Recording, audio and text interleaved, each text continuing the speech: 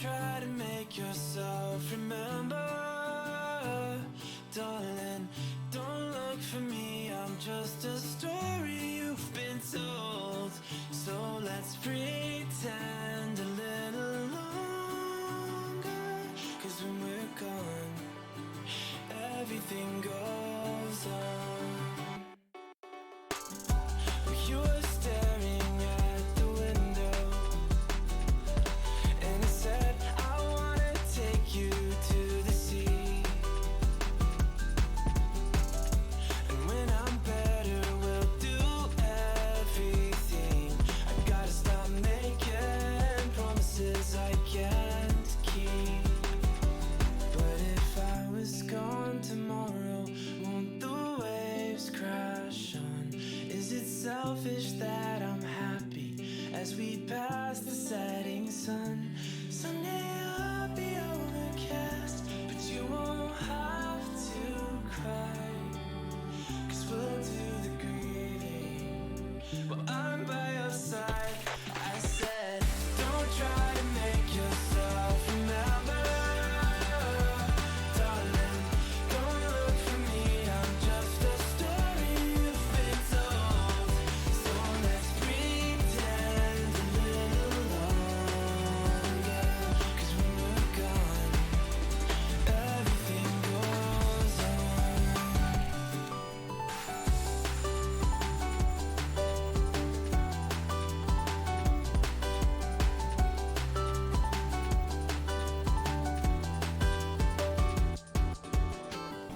And I'm so scared of getting used to this. All the vines that keep you tethered in your room. Well, someday both of us are leaving here, but for now I'll just bring this sea to you. Will you meet me in the daylight like we did before? Then I felt you on my shoulder, and you weren't suffering anymore. You said, I'm sorry that you worry, but don't apologize. I told you to forget me, but you stayed by my side when I said, don't try to make yourself remember, darling. Don't look for me, I'm just a story you've been told. So let's pretend a little longer, and when we're gone, everything goes on.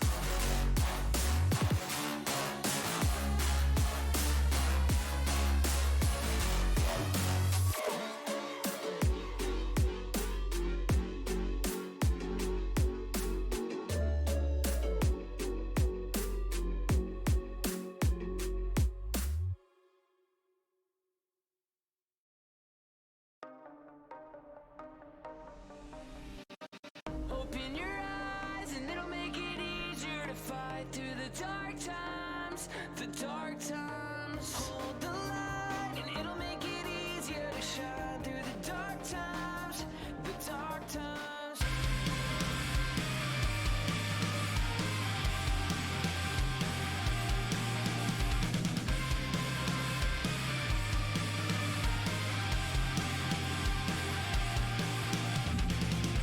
I remember a time when I was young and blind, couldn't take the fall for anything at all.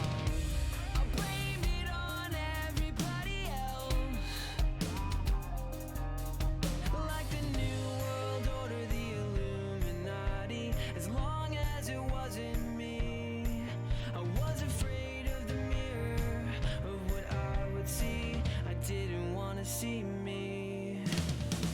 Open your eyes and it'll make it easier to fight through the dark times, the dark times. Hold the light and it'll make it easier to shine through the dark times, the dark times.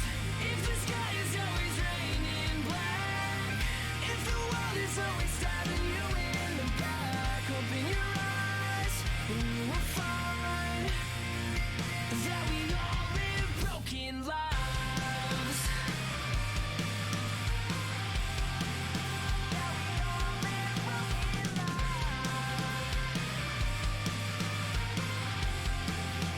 We all live broken lives. I was envious of other people's love, hung up on why I didn't have their lives. I blamed it on everybody else. I blamed it on everybody. Like corrupt politicians or the shitty economy. As long as it wasn't me. One day I lifted my head and looked into the mirror. I was staring at me.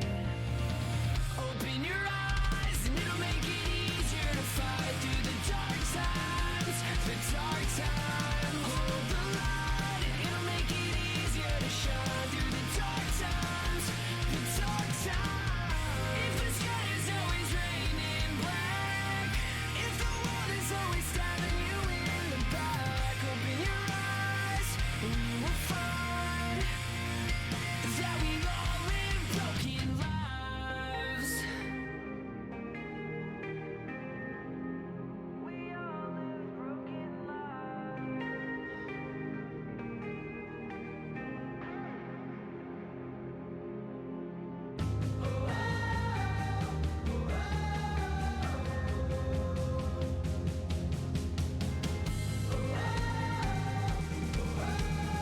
all live broken lives.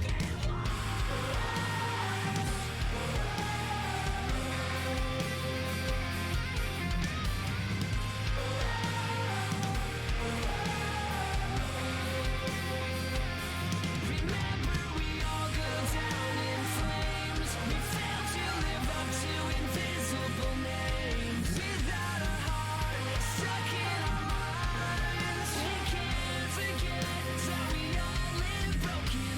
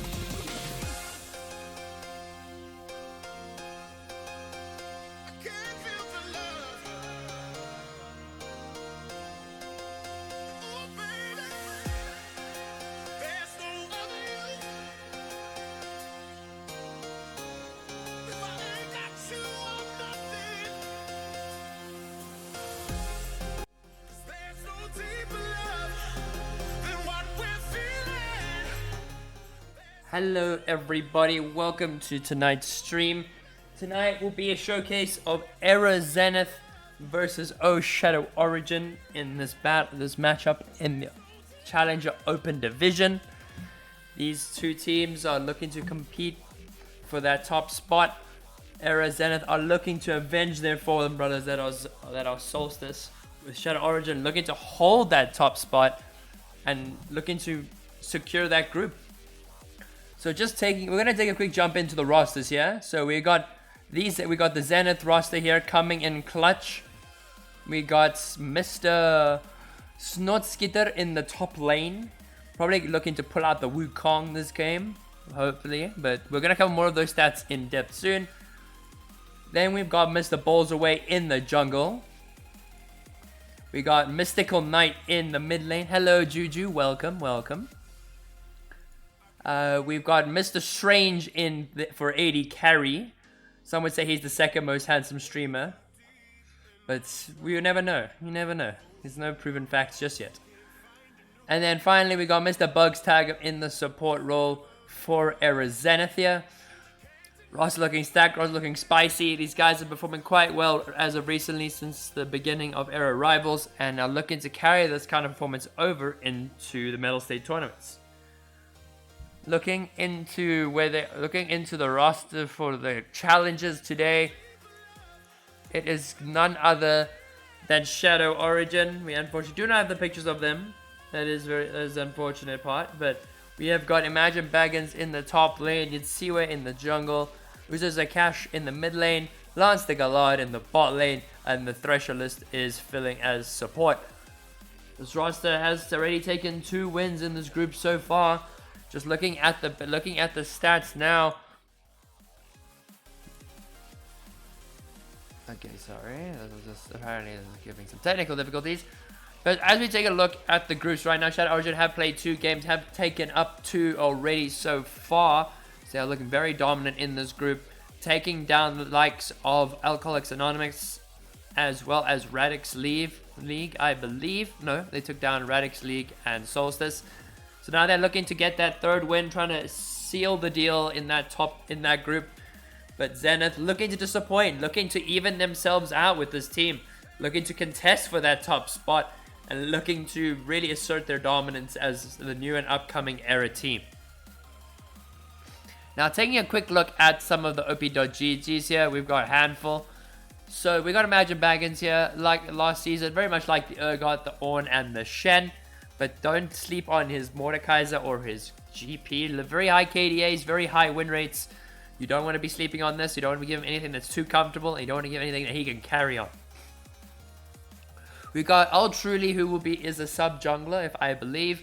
He likes the Udyr this season so far, along with the Amumu. Going into 2022, he liked the Vi, the Nocturne, as well as the Trundle in the jungle. Vi in a particularly strong spot right now, so it's very unlikely that the Vi would get through if he was able to play it. Especially with the abuse of the Radiant Virtue being nerfed tomorrow. This is the last time you get to abuse them. It's a lot of these items, a lot of these marksman buffs as well. So, hope to see something good from that. We've got Mr. Uzo Zakash, who is, I believe, going to be in the mid lane here. Very much favors the Akali, the Lux, the Syndra, as well as the Rising Kassadin. Oh gosh. But one thing he has got some pocket picks with the Ziggs, the Malzahar, as well as the Zed. Doesn't have too many games. Thank you.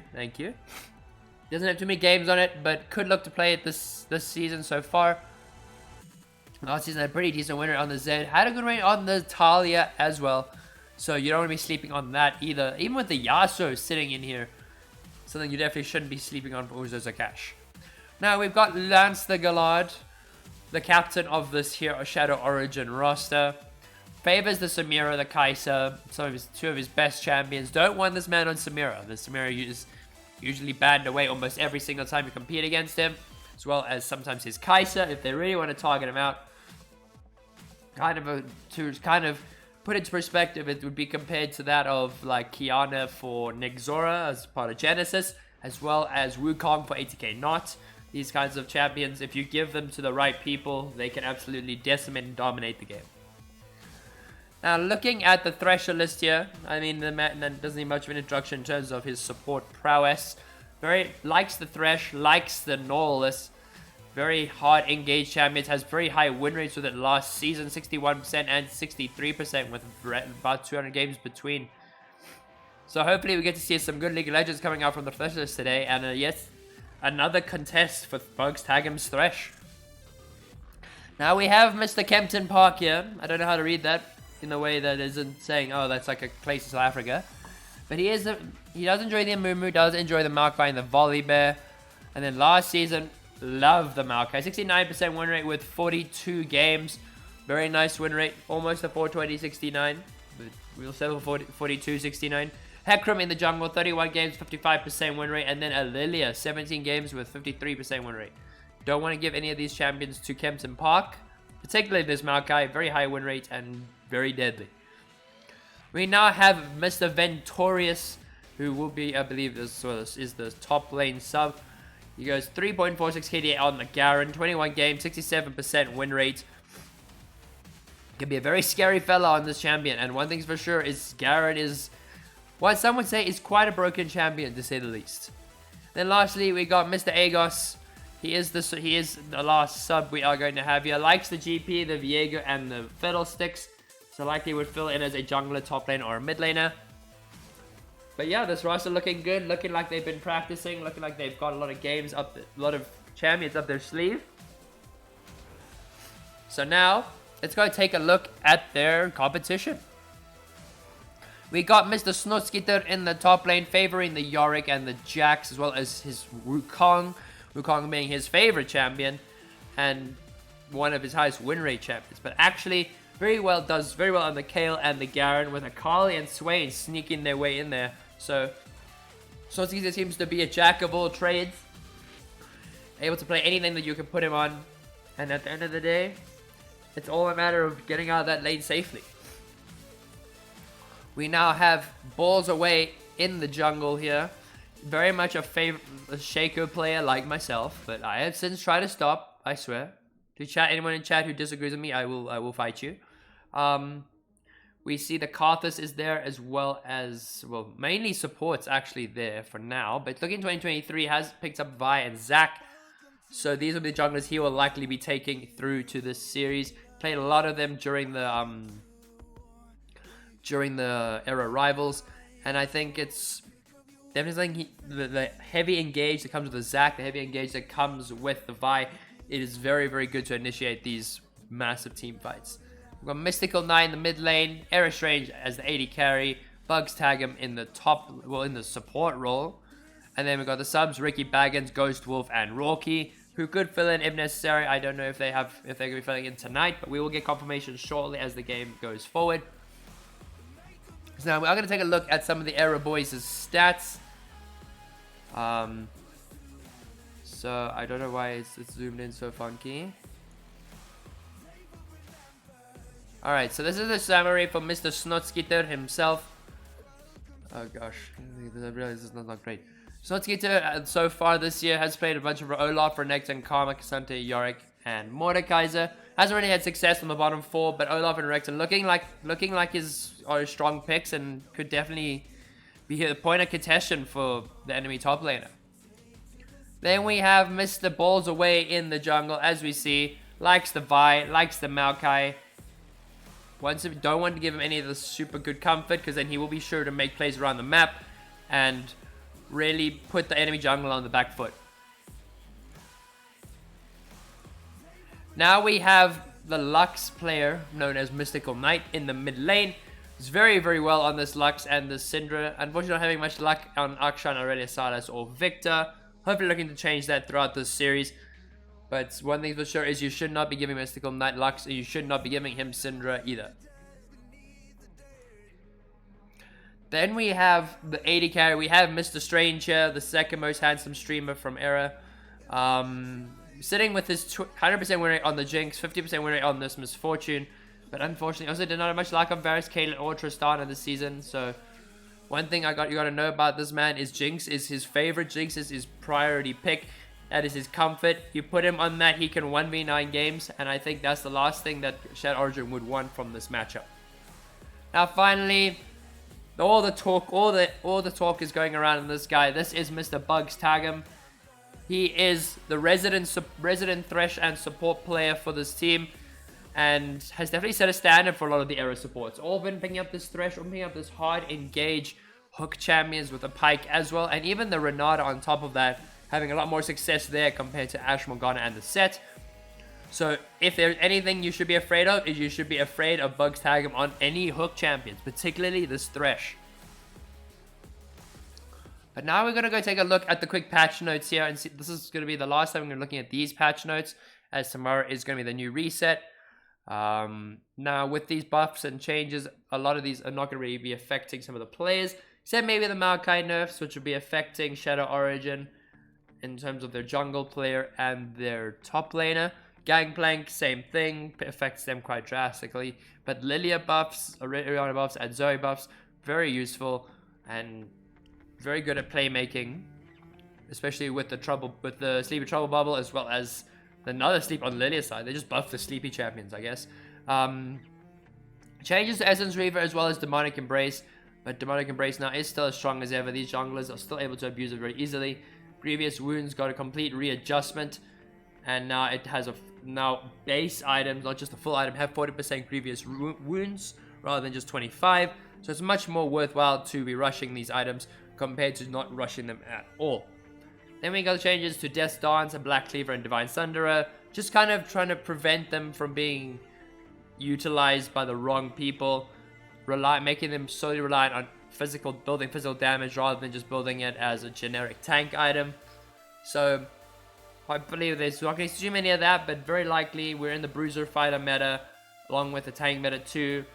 It's very much make or break here. ADC is still trying to struggle their way through with the marksman buffs. I know some ADCs have been picking up a lot of play, particularly with the Caitlyn, as well as the Jhin and the Ezreal, who are quite strong meta picks right now, and very curious to see whether either of these teams are going to be picking it up in tonight's series.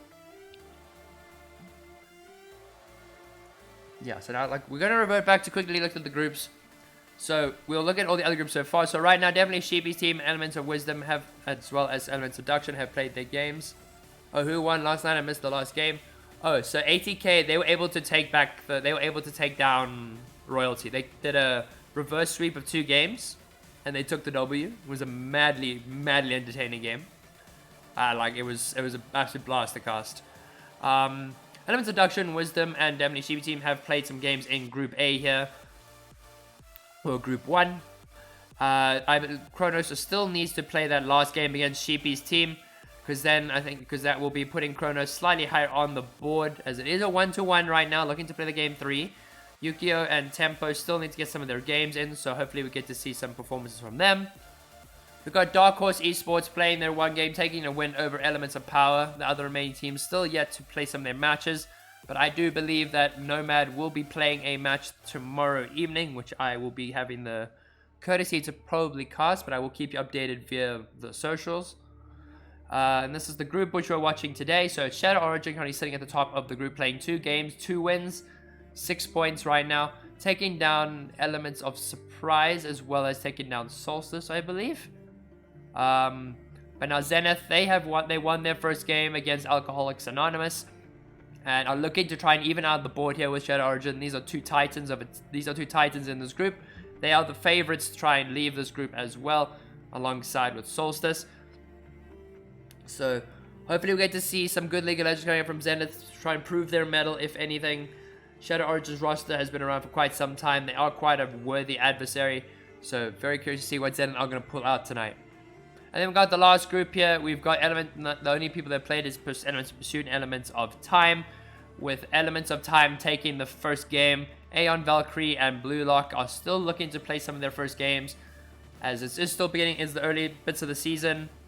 And hopefully they can try and get some of those games in. I know Aeon have been in top form this year, particularly looking at them in the era rivals, taking games off the likes of Lost Time, and even as much as almost just completely destroying them in the series. So I hope to see their good performances, hope to see what they can bring to this final group, and yeah, I want to just all around these groups era looking to try and make as many good plays as possible. But Element Seduction also dominating a lot of the top sides of the group. But Shadow Origin want to make their return into the Pro Division, have been competing there quite some time, competed against the likes of ATK Esports, and have suddenly fallen, and unfortunately have fallen from grace. But right now, that is what they're aiming to do. They're aiming to break that, and they are aiming to take down the members of this group. They're aiming to take down Zenith, but Zenith are going to be standing in their way quite abruptly. Now we're just gonna wait a little while while the teams just get their lobbies all together. We have hit 8 o'clock now, so match should be starting relatively soon. But if not, we will be doing song requests if anyone would like to do that. There's always open to song requests, but let's go over just to take a quick squiz through the roster for anyone that missed it. So we do have Era Zenith going to be competing tonight. These are the handsome boys that are going to be backing Era today. We got the Snotskeeter, we got Balls Away, we got Mystical Knight, we got Era Strange, and then we got Mr. Bugs Tag him. Unfortunately, I have no images of the Shadow Origin roster, but this is believed to who's going to be playing, at least according to Mettlestate. So I'm not sure who you see where is on the roster, but the rest of it all does kind of come together. So hopefully that all gets sorted and we figure out who is going to be playing tonight for Shadow Origin and what they are going to be, like what role they're going to be switching to. The only confirmation really was the Thresholist and Lance the Galad. Imagine Baggins is it does enjoy the top lane, and Uzakash plays mid and support. So we're just going to have to hope and wait and see for what Shadow Origin I'm going to be putting out in terms of the roster. And then I will be sure to update it if any of the Shadow Origin members are here at the moment, because then they can kind of give me some assistance on who's playing and who's not playing.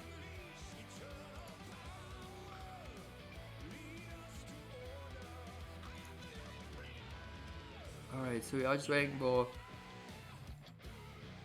peeps to get into game. Well, no, peeps to get out of game, waiting for various members of the Shadow of the Origin roster to come online. As I believe it was at 8 o'clock start, but I think we might end up having to do a few minutes wait. So I'm going to take a small break while we wait for these two teams to sort everything out. We will give them until 8:15 to then I'll come back and do some more briefing. But for now, I will see you all soon.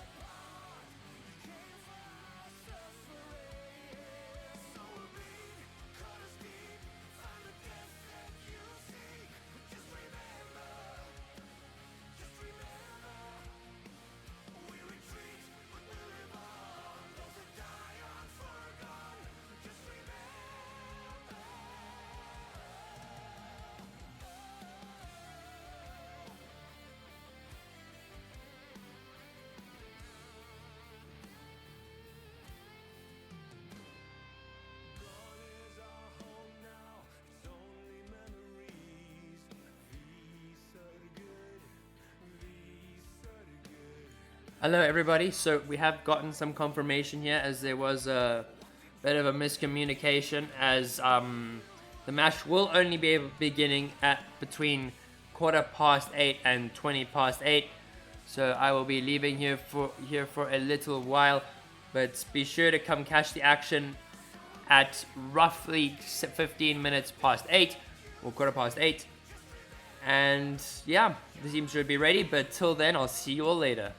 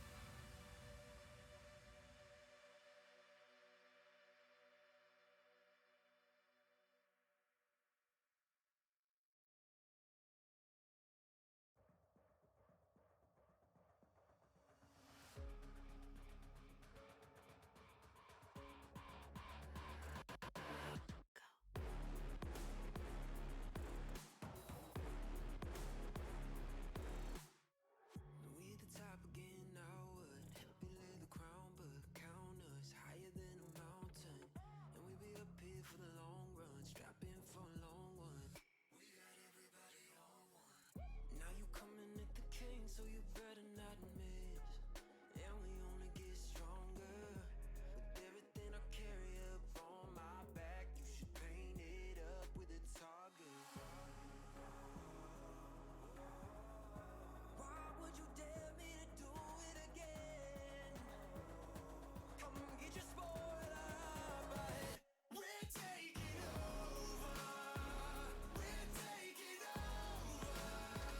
Hey, look at you calling my name. You ought to know by now that we're taking over. We're taking over. Hey, maybe you wonder what your future's gonna be, but I got it all locked up.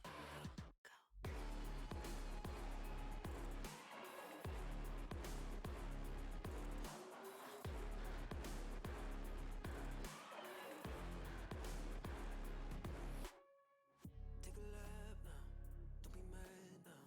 Run it back, run it back. I got bodies lining up, think you're dreaming of greatness. Send you back home, let you wake up. Why would you dare me to do it again? Come and get your spoiler up ahead. We're taking over. We're taking over. Hey, look at you calling my name. You ought to know by now that we're taking over. We're taking over. Hey, maybe you wonder what your future's gonna be, but I got it all locked up.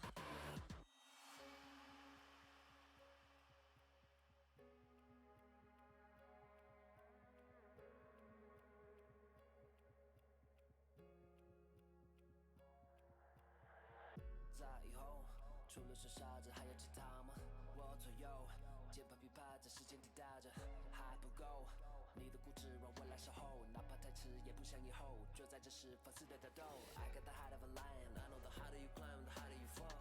I'm at the top of the mountain, too many bodies to count. I've been through it all. I had to weather the storm to get to the level I'm on. That's how the legend was born. All of my enemies already dead and born. I'm ready for war. They know I'm ready for war. I told them we're taking over.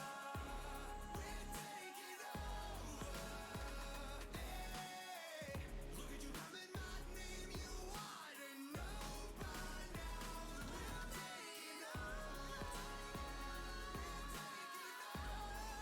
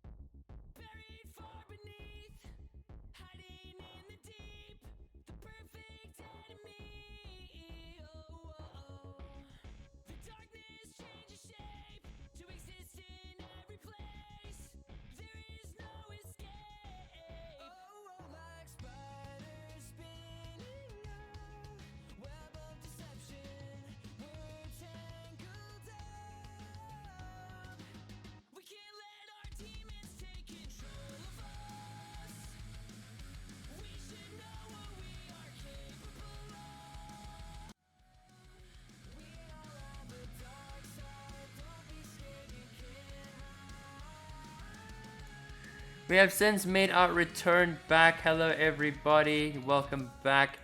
I am going to be taking those much requested song requests. So be sure to drop them in. I know like we got a song here from our boy Spartan. Am I even allowed to play this, Spartan? Like, I know the song because I've listened to it, so...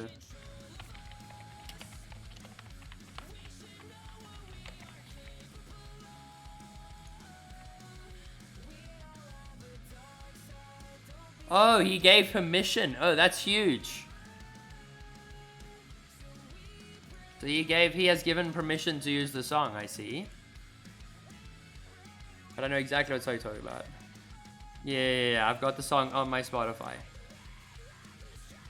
I know I know the song because I've got it. I was spamming it earlier today. But this is at the request of Hextech Spartan, so...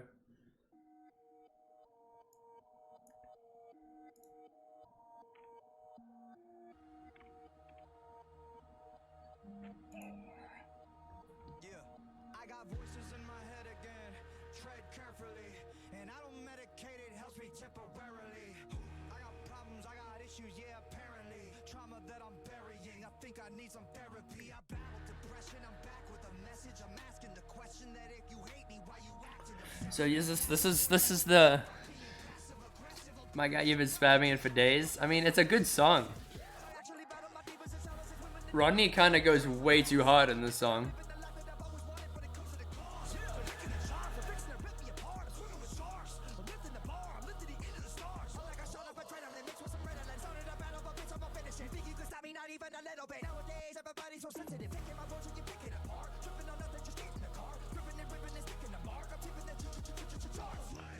Man also does go hard with the rap. Like, you gotta remember that. Like, the rap, it goes, like, absolutely mental.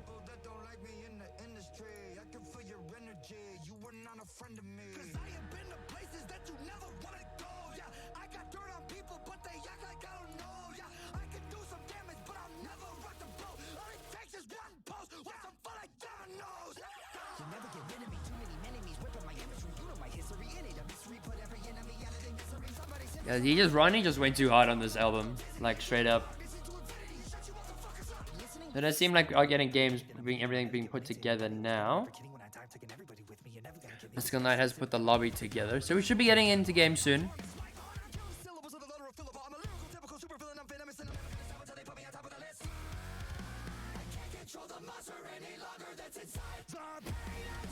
Sheesh! Like... Ronnie's a rapper, screamo, just vocalist, like does everything in between. Opera singer. Man's just too good.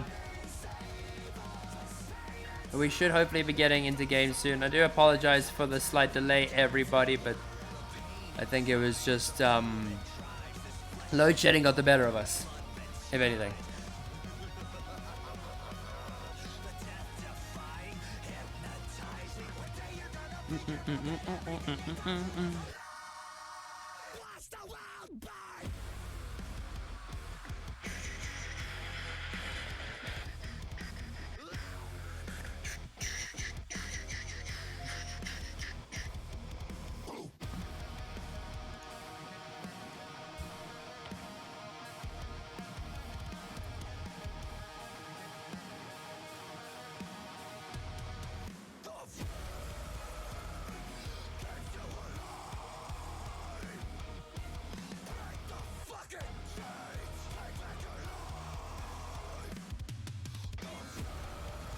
Alright, so I've got the invite to the lobby here.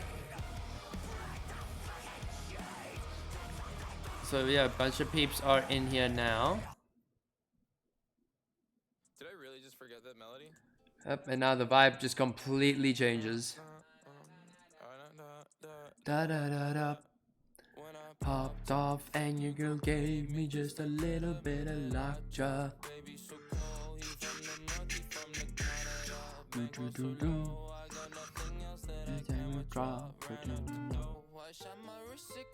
did we get another request? No, we did not. Alright. Well, we should be getting into game soon. A bunch of people, Snowskitter is here, so I think they're just waiting on one more person. And also, it does appear that Ricky Baggins will be subbing in tonight. We will find out for who in due time. I believe he might be subbing in for. Let's just take a quick. We're gonna take a quick look at the rosters here. So we'll likely be subbing in for Balls Away, if I am correct. As Balls Away is not online at the moment, so he will not be joining us, unfortunately. So, oh, thank you. Got some confirmation from the second most handsome streamer. Oh gosh, darn! I forgot to get water. Shite.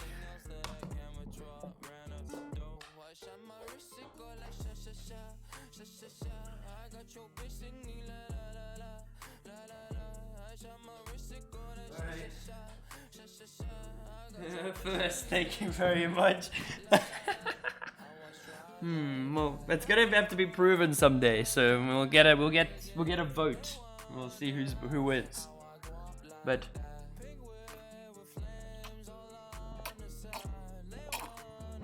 yo, Spartan. But dude, I think this is the first time you're saying something that isn't Resident Sleeper.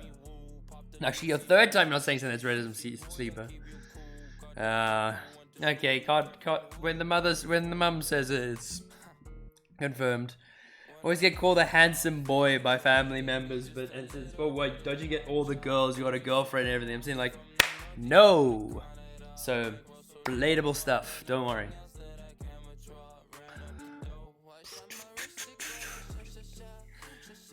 So so Strange, who are we going to be waiting for here? So I see Snotskita is through. So you're just waiting on. Who are you waiting on? You play me. You come into my chat and you're Resident Sleeper me the whole time.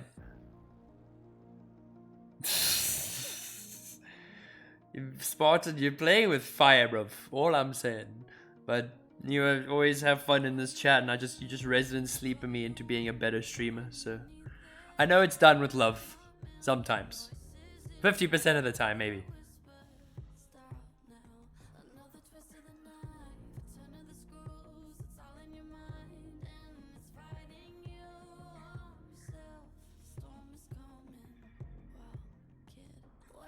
One thing I really just want to happen is I just want the bloody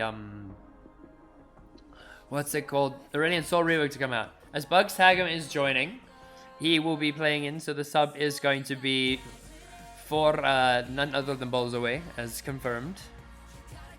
Got all the peeps in here. They are going to actually try and get themselves in order, I believe, or they're just going to be going in order of picks here. Let's just get down. Me R2. Alright, I mean, I guess we have now since gotten into game here. This is going to be the first match of this series, and I think with Lance, he does have load shedding at 10 o'clock. So they're want to try and get this game done and dusted pretty quickly. So hopefully we get a decent chance. Like, as no bans have come out just yet, knowing particularly what these guys enjoy playing. Nami ban being taken away, as perhaps maybe Lance was spamming it. Lance was spamming Nami Lucian. But, oh no, wait, no, other way around, sorry. Perhaps Strange and Bugs were spamming the Nami Lucian. And I think maybe getting rid of the Nami could be a good bet here, just preventing that. And then the Maokai also being taken away, as, that has also been played by both the junglers of Zenith here. Diana being taken away in the jungle. That is from, I believe it is maybe just a meta ban. Not seeing any of the members of Shadow Origin with this pick. So very curious to where the ban was originating from. And then we're seeing the final ban out for this matchup, well, for this phase, will be the Jax. They definitely do not want Snotskita on that kind of comfort. He has been playing a lot of the Jax this season. Hasn't had a very successful win rate, unfortunately, but maybe also just kind of a broken champion. The gangplank is now taken away from Imagine Baggins, as he's got very high win rate, very high KDA. You don't want him on that. He will absolutely run down your team and just sit and farm up a storm and one-shot you. As we are now entering the first set of picks of this matchup. We are going to get the Volibear lock-in. I believe that is the Volibear is going on to Mr. Kempton Park. God, that's going to be weird to say. I see the Xayah Rakan lock-in for Strange and Tag'em. Very good synergy these two have together. And I think with these kinds of champions can kind of use and abuse that synergy. Unfortunately, we're not seeing the hook engage coming from Bugs. His Thresh has been all the talk amongst the era lads. But nice to see some change. Nice to see the Rakan pairing up with the Xayah. Looking to make some big, heavy engages. But speaking of big, heavy engages, we do see the Leona hover, as that is going to be the Leona counter to the Rakan. Both two very hard engaged supports who just dive in ham head first and always looking for those aggressive plays. So there will actually be no Thresh competed between these two supports who both very much like Thresh, so it's a strange call. But then we do see a Draven lock-in for Lance here. With his Samira taken away, it is always taken away. They don't let his Samira through. And the aggression, and this is a very aggressive all lane pairing up with the Leona. With Zenith, have to be very careful of when they use their engage. As that is now going to be the Zac pickup in the jungle. Personal favorite of Ricky Baggins. And also one of the best engaged supports to date. Pairing very well with the Rakan. To really catch out those one or two people.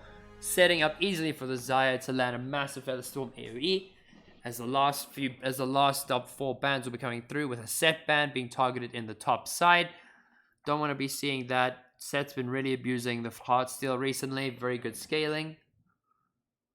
But yeah, that's I really am liking these bit more heavy engaged tank supports. I know with a lot of the teams I've been playing, they did like the enchanters, but I think Era very much favor hard engage.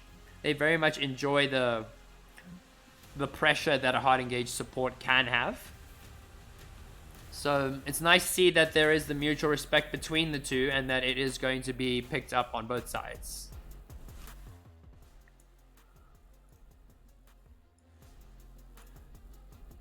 As we see, there was a Malzahar ban in the mid lane. Obviously, you do not want Mystical on any of that. Then the Rise being taken away as well. Also don't want that. Rise scales very well. But even after the nerfs, it's still a very broken champion. Pairing up with the Rod of Ages and the Seraph Embrace. And then finally, that is the Cassante ban taken away from Snotskeeter. He does have a lot of his champion pools still open. The Olaf is still available if he wants to play it. Will be a very good pick into that of the Leona and the Volibear. So, curious to see where it's going to go here.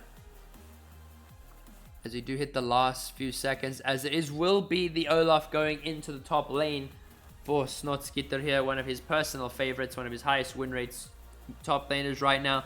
Particularly in the era rivals and since in the Mettlestate tournament as well. And now we're going to get the last double pick. This is going to probably give us the top laner or jungler and the mid laner. Volibear can be flex top, can be going jungle too. So we see the Ornn is now locked in. That is going to be the Volibear jungle. Ornn in the top lane. Very good hard engage coming out from the side of Shadow Origin here. And then that is finally going to be the Talia coming out in the mid lane. For I assume it is going to be BMFX. No, it is going to, yeah, I believe it is for BMFX, if I could be wrong, but, okay, let me just get the right thingy. As who will take game one? Will it be Zenith, or will it be the Shadow Origin side? I will give you guys your 5 minutes. Use your points wisely, please. So just looking at the draft, what are we thinking here? So I really do like the hard engage coming out from Zenith, especially with the Zac the Rakan. But that is going to be the Varus mid, actually. So very interesting call coming out for Mystical Knight. I haven't seen him on this Varus mid before. maybe it feels a little bit more inspired by one of his own fellow comrades, Henio, who has been playing it quite a bit competitively.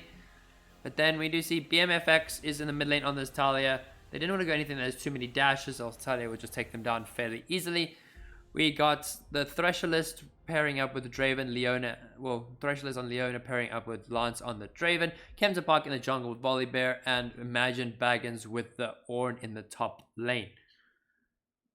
Now, I don't know personally what to think right now. I think it is very much a 50, like, team comp wise. The Ornn Leona combo, very dangerous. Talia can wall off an entire team, make it super easy for the Ornn Horn to be summoned, for the Leona to use the Solar Flare to pick out the 1 or 2 carries. But this Olaf will negate a lot of this carry potential. And I think it's just a matter of who engages the fight first, who is capable of making the play, and who is able to follow through with the crowd control that they have available to them.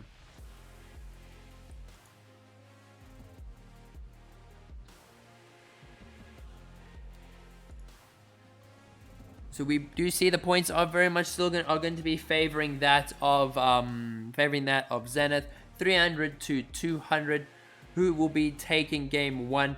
It is the Zenith fans are showing up. Shadow Origin fans are still trying. They're trying their best, putting good amount of points on the line. And yeah, well, this Varus could also be quite a bit of danger. Is an immobile mid laner. And particularly that against a Talia and a Volibear, a Varus with no flash is a free target. Very easy to take down. And unless the Varus has the ultimate available, it is going to be exceptionally hard for him to try and deal with this hard engage that Shadow Origin have available. Likely to get QSSs from both the Xayah and the Varus, just to try and deal with all the crowd control that is going to be dealt towards them. But hopefully the Olaf and the Zac can peel for them quite nicely, so it would be less likely to buy.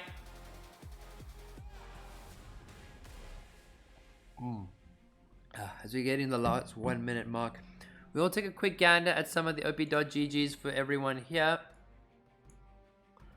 So now we hop over to the OP.GGs.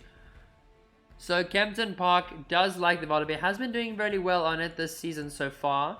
Has got 67% win rate, 3 games, 5.17 KDA. So looking to really make a mess of things with this Volibear here. Thresholist has also, with this current support that he is on right now, haven't seen him on anything new this time around. Haven't seen him on the Leona this season, and has played 9 games last season with a 44% win rate. Still somewhat new-ish to this in the pro scene. And then we got Lance the Galard sitting with a Drake. 58 games, 45% win rate. Didn't do as well as you would have wanted last season. Has he played anything this season so far? He has. And he is still yet to lose on this Draven this season. So he's hoping to keep up that record. Hoping to make sure that his team can come out with the W. But then the other team will also be competing for the W with Zenith here. With Mystical Knight, Malzahar was taken away from him. And then also, but the Lux was left open. Surprised did not go for the Lux. Malzahar banned. Lux is not available. This is the first time we are going to be seeing the Varus from him. Right now, we are going to be hopping into game here. Okay, so let's do that.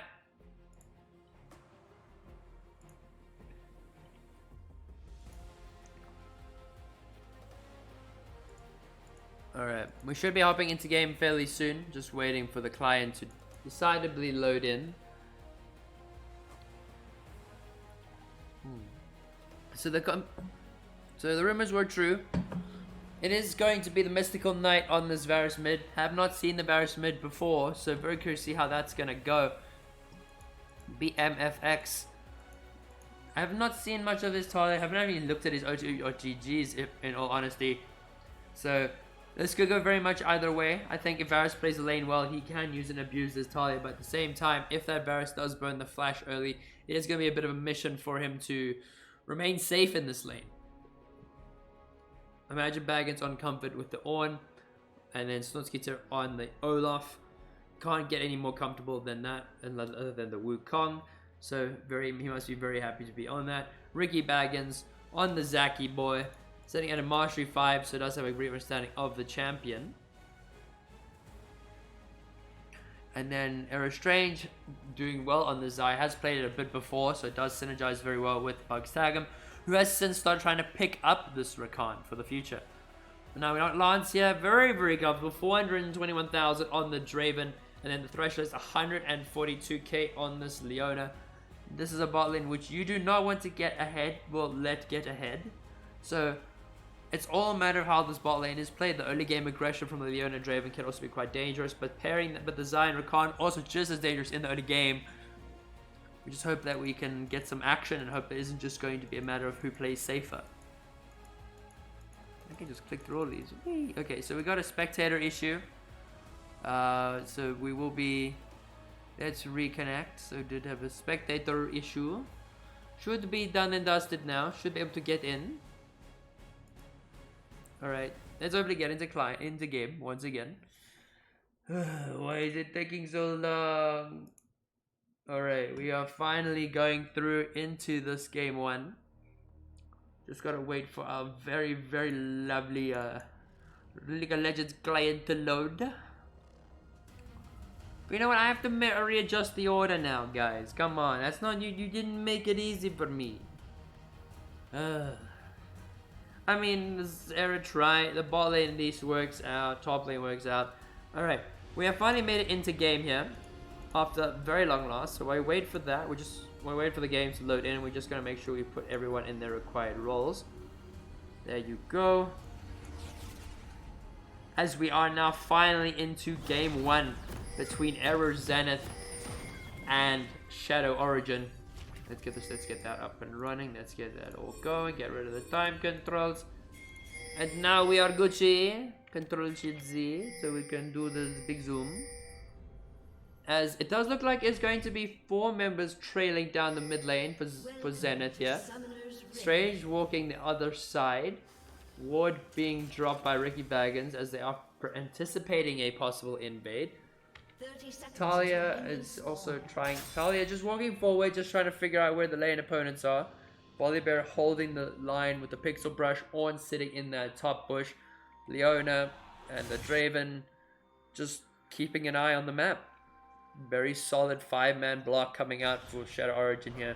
As they do try and do some of the rotations, look for any members of Shadow Origin that shouldn't be there. But there is now a ward. The Zac does know that there is a ward near his Raptors, so I probably won't opt to go for that clear in at the moment. We'll look to start the blue buff. While the side of Lance and Threshers look for a cheese. They were going to listen in the bush. They're going to drop a ward and they're going to wait in the middle bush in the bot. Ooh, very close bush. This could be very deadly. As Zac is going to be going into the blue. Strange is there to leash. Bugstagum, I just made it through. We'll just give him a nice big W. And now they will walk into lane. They do need to be careful. As, particularly the Draven and the Leona, as there are actually pings coming out. They do have suspicion that that is there. So, Bugstagum and Zaya and Strange are able to try and just switch out the trades. Strange taking losing a bit of health while the Thresher is taking a bit of damage as well. Varus taking over to level 2 before the Talia. Will likely try and abuse that in the early game. But now evening out. Talia using a lot of mana to try and keep this wave pushed. But with the Draven and the Leona getting to lane a little bit earlier, they will pick up the level 2. Goes for the early trades, and now they are going to have to respect Draven. One thing you gotta do when laying against Draven is you gotta learn how to respect Draven. He does way too much damage in the early game, gets basically a free BF sword by the time it's full max rank. But we've got some trades coming out in top lane, so it's actually coming out on the bad end of that trade, losing to the Ornn with the grasp.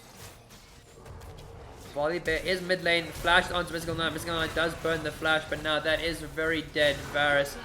As Ghost does come out from the Talia. And that is already 1 kill going over to Shadow Origin.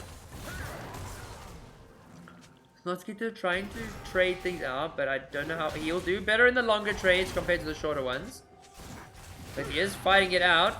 Is doing a lot of damage. Ghost coming out. Q does miss as Ornn goes for the bonk. And that is 2 kills going to Shadow Origin with Ornn picking up the solo bolo in the top lane. Rakan and Zaya are going to have to chill here. The Draven might be a bit half health, but particularly the Zaya will be squishy, as most ADCs are. The Draven tends to hit like a truck, so you've got to be scared of this Draven. Got to make sure you give him the respect he deserves, else he will one-shot you. He will take dominance of the lane, and he will make sure that you never get a minion ever again. Now, as we take a look quickly into the mid lane, Varus did lose the flash, which is a very crucial summoner spell in this lane for him, as he is an immobile AD carry, sitting in the mid lane, just probably going AP nonetheless. But he also does walk to get a ward down, sees that the Volibear is there, and he does know that he needs to be safe. Now he knows that this Volibear is going to be a problem, as he is trying to steal it from the Volibear, but to no avail. Now with Lance sitting at still at half HP, Strange and Bugs do have a bit of the advantage. Also got more mana than the Draven. So playing it very calm and concisely. Zac is pathing bot side right now, so we could be seeing possible Zac engage as the wave is staying the same. Pings coming out from the Volibear. The Volibear wants to come bot as well. Could be looking for an in lane gank here. Does not have the flash, so if he's able to try and burn out any of the summoners from Strange or from Bugs, will be very worthwhile for him. Things coming out onto the Talia here, but Talia will just walk their way out here. Is on a ward and will take a bit of damage from the Varus, but that will be nothing more as 3 members of Zenith walk up to the dragon just to make sure they get some vision, take down the scuttle. Now with Olaf, he will probably, I don't know if he necessarily will outscale the Ornn. If he's able to get a lead, the Ornn will be in a bit of trouble, but Ornn also is just Ornn. It's like, as I'm going to say this, I say every time we see an Ornn, it's not South African esports if there isn't an Ornn in the game. That's just how it is.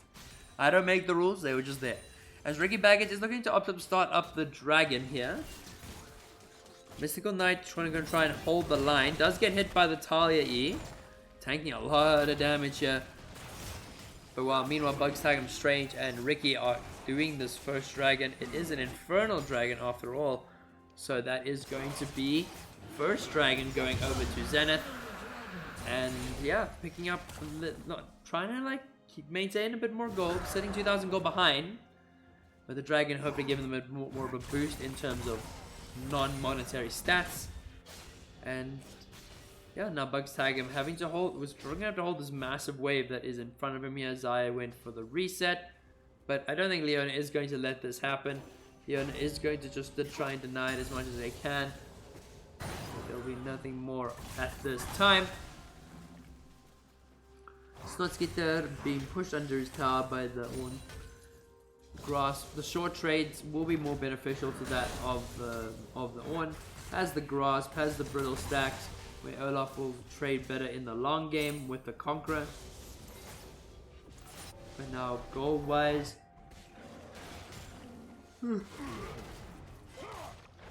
Zaya and Draven I believe are somewhat even still.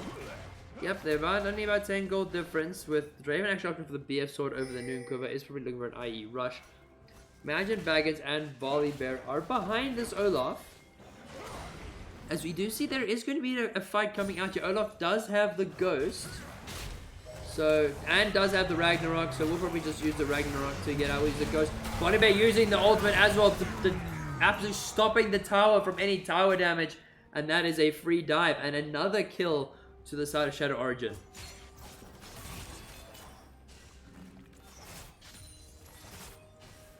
Particularly this Draven also going to be sitting in a comfortable spot with stacks. So if we take a look at, that's the Rakan. So take a look at the Draven sitting at 134 stacks. He's going to start greeting more and more for a kill here, as he does walk a bit forward. Good knockback coming out from the Draven. Ignite coming out, but that could be a very dead Rakan as Talia uses the wall to get down there.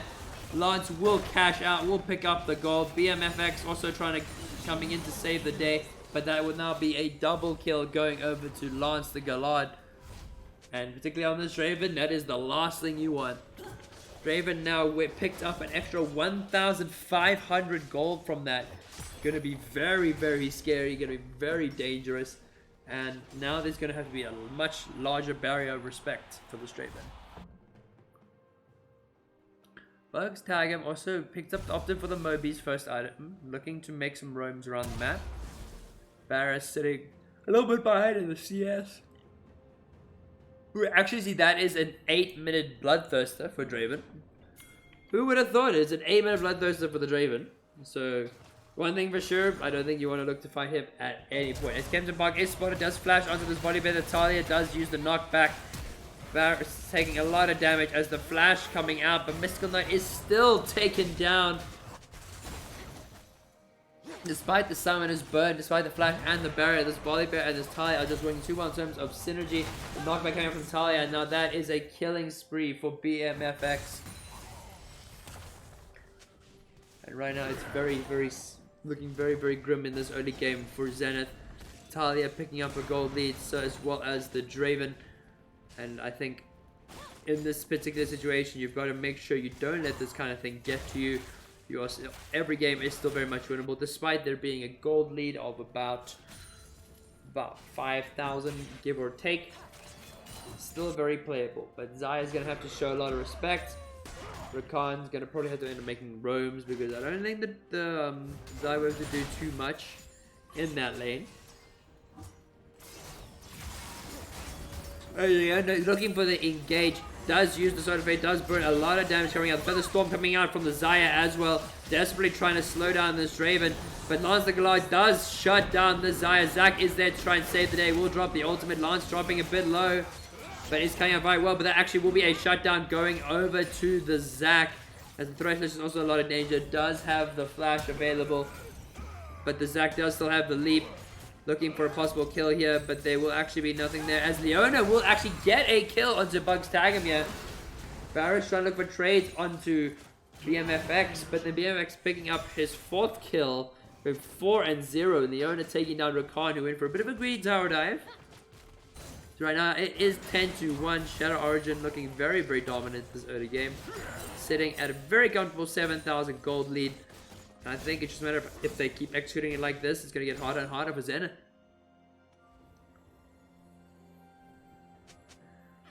Now, Varus, unfortunately being the 0-3, does not have the flash, so will make him a very susceptible target still to the Volibear.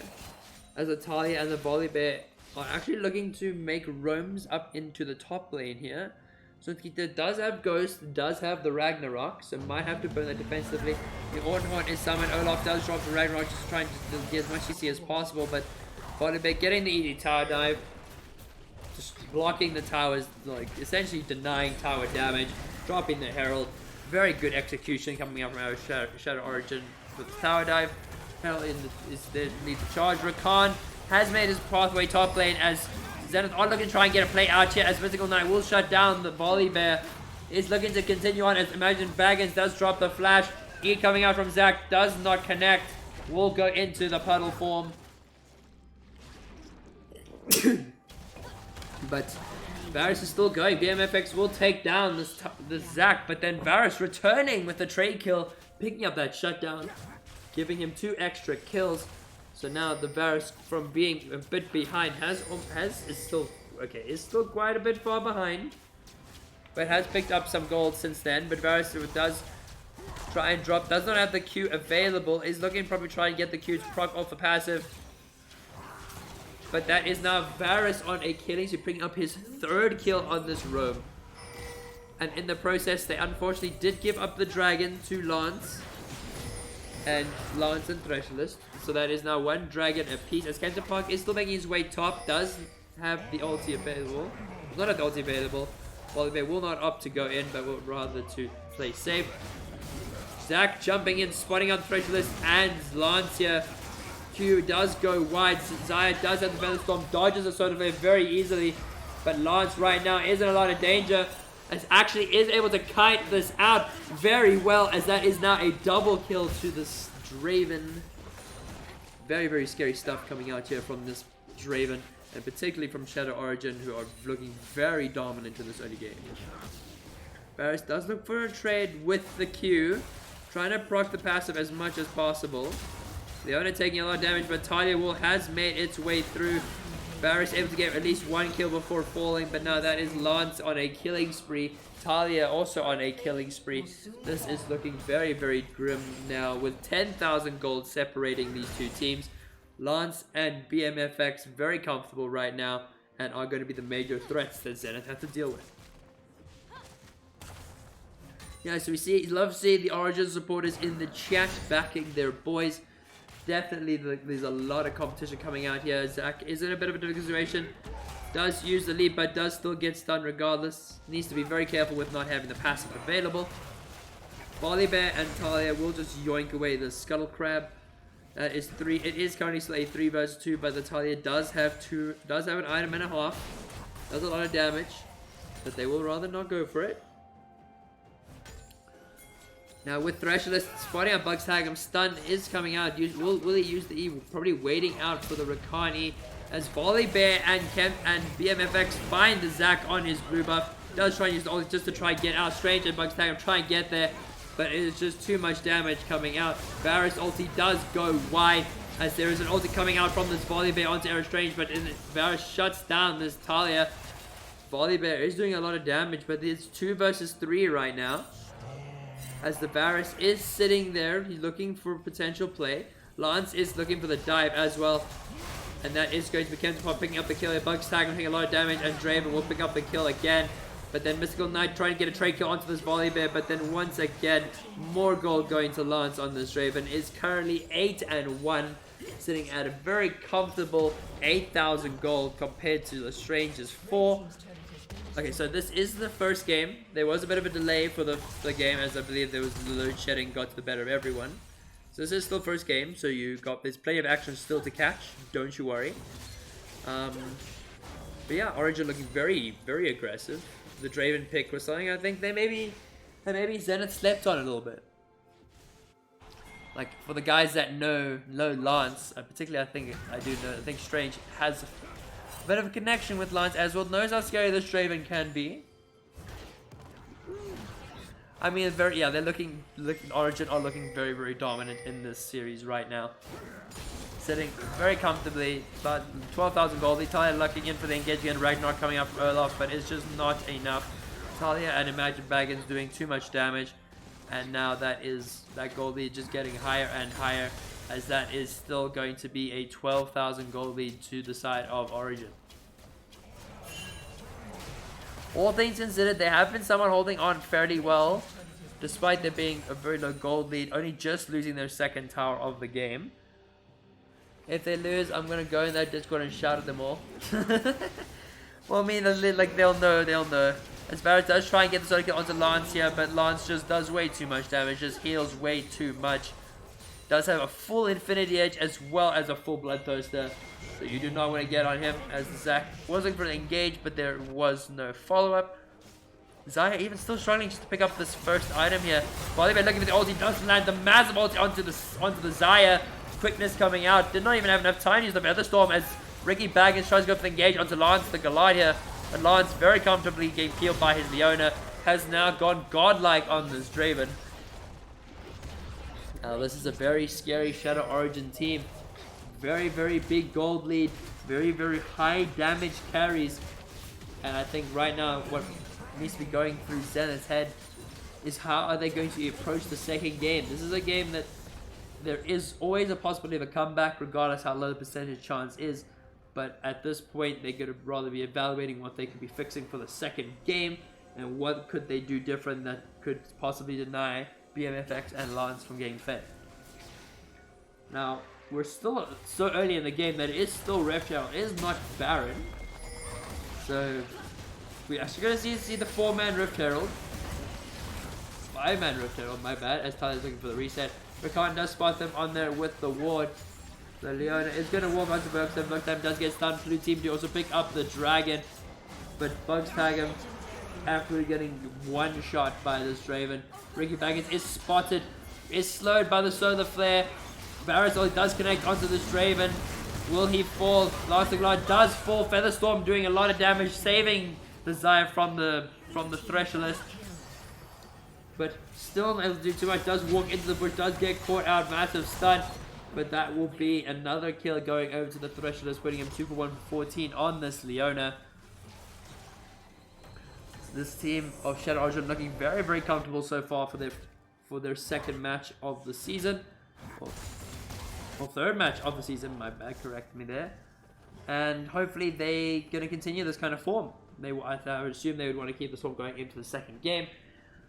And I feel like there's going to be very particular bans which are going to be coming out from Zenith onto the Shadow Origin roster. I feel like rather than trying to maybe ban out multiple people, try and ban out maybe one person, making sure they're not on as strong a carry. I think Lance or BMFX should be those options. As Ryu Baggins ventures into his jungle, tries to see if he can maybe get something, leaps over BMFX there. But BMFX is now going, they're going to sandwich Ricky Baggins here. Massive criteria from Lance Gallard here is a 3-item Draven sitting at Kraken Slayer, Infinity Edge, and Bloodthirster. This is a Draven this is the Draven of myth, the Draven of legend, the Draven that absolutely annihilates entire teams by himself. Teams where you just hear that exceptionally loud and aggressive hard style. It's barely audible music in the background. As Imagine Baggins does allow it. He allows Snotsky to get his free back. As this is very difficult. Varus 7 for 7. Very much the point of carry for Zenith right now. Zaya sitting at 0-6, Olaf 0-5, and Rakan sitting at 0-7. They have got to make sure they can keep this Varus alive, and Varus will be able to make the play. The Bug Zagman are looking for a fight onto this board here, but in the meanwhile, this Draven is absolutely destroying the entirety of Zenith by himself in their base. It is just too much. The damage is just too much from this Draven. Zach will try and look for the engage, but does get stopped by the TW. The Viper will to stop the towers. That is full engage coming out from Shadow Origin here, and they just do way too much damage. They shred through this backline. Talia picking up a triple kill here, putting Talia and Draven at the exact same scoreline, 13 for 2 for 7. Volibes flashing, on flashing to destroy the tower, as the Nexus is going to slowly fall, and that is going to be game 1 going over to Shadow Origin. Absolutely mad plays coming out here from Shadow Origin. Draven obviously peaking at the top there, doing the most damage here, sitting at 25,000. Very, very absurd. Talia 18,000, closest being the Varus. But I think they might want to reevaluate what they pick and how they're going to play into this team comp here. So we are going to hope into second game, but that is GG's over to Origin. So prediction will come out nicely for the Origin members. So it will be choose outcome. So it'll be Shadow Origin picking up the points. So that is hot amount of points going there. So we are just going to wait for the custom game to be put together. And I think with time permitting, we'll see if we could get second game. If it does go to game 3, I feel like the game will be rescheduled, as there are particular members of Shadow Origin and as well as Zenith who have load shedding. So it would make sense, as the prediction points coming out about 500 points. So the winner, who is the winner of taking those points? I believe it might have been Agos. Thank you so much for the follow, Mr. Agos. Very glad to have you here. I do know you backing your boys on backing your boys here with Shadow Origin. See, you are a part of the roster as a sub. I was hoping to see some of your action here, but hopefully you can show us some more action in the future, as both teams are rallying up to get ready for that second game. I will be returning to you very shortly with some bangers music, as we are going to be hopping into Champ Select once again.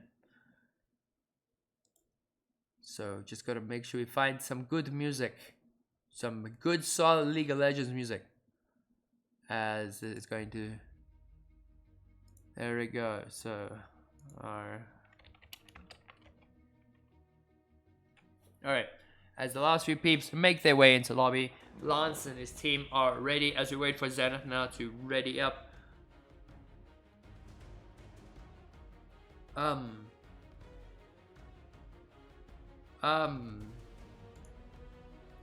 Okay, a bit of a conundrum there. I think there was a bit of a switch, but alright. So they're all ready to get started. Mystical Knight giving the all clear. As they now have loaded into the second champ select of the evening. As now, ban-wise, I think it's very safe to say that bans can be the bans here are very crucial, as that is actually a no ban. We're gonna try and get some confirmation on what that ban was. Actually, so Mystical Knight did dodge as they weren't able to get banned. Going a bit slow, but I think we should be able to get it ready now. So I think that's like, could we take a look at BMFX here? So I'm gonna take the threshold list going.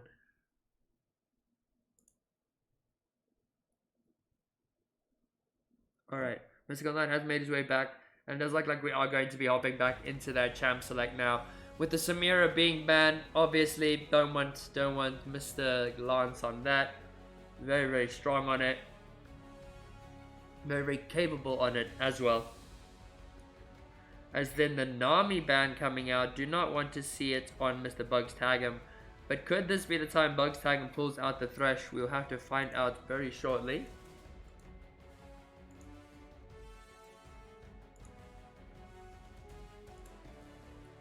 Alright, with the Talia being taken away, they obviously did not like the Talia in the way that she roamed. So that is Talia away, taken away from BMFX.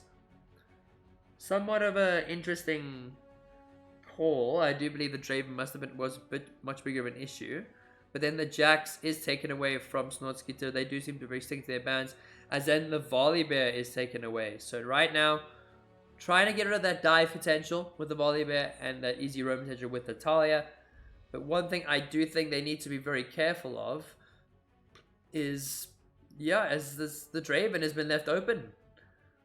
With this final ban coming out, who is it going to be? Who are they going to be taking away? It is going to be the Malzahar from Mystical Knight. Bans have remained the same for Shadow Origin, but have since changed up a tiny bit for Zenith. As they will get this first pick. They are gonna put Strange on his most comfortable champion on this Jinx.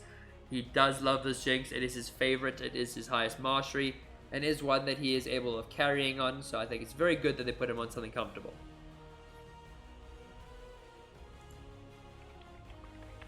Now with the double pick coming out from Shadow Origin, it's very likely they are gonna pick out their bot lane as well. And I think the Draven was very, very strong nonetheless. I do think it actually is going to be the Rakan lock-in. So they are going to be taking the Rakan away from Bugs Tag'em. And then the Maokai lock-in. Now with Maokai locked in, that is very scary. Because that could be flex top. It could be flex mid. Not mid. It could be flex jungle. It could be flex top. And could be flex in the support role.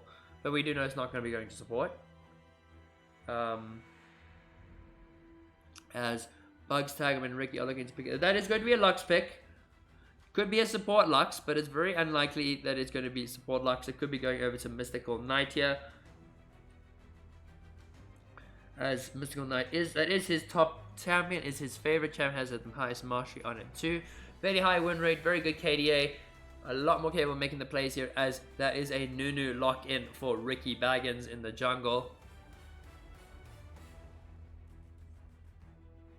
Now, with the final pick of this first phase, who is it going to be? Are they going to lock in the 80 carry? It does seem like it's going to be that way. Draven is available, and I think we could see the Draven again unless Lance is feeling spicy and he wants to play something else. But final pick for them is actually not going to come through, as another client bugged. It's Zaya. Okay, it's Zaya.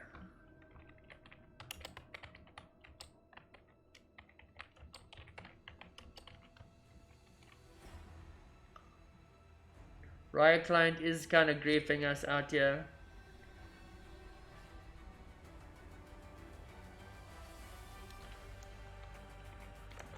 $200 years.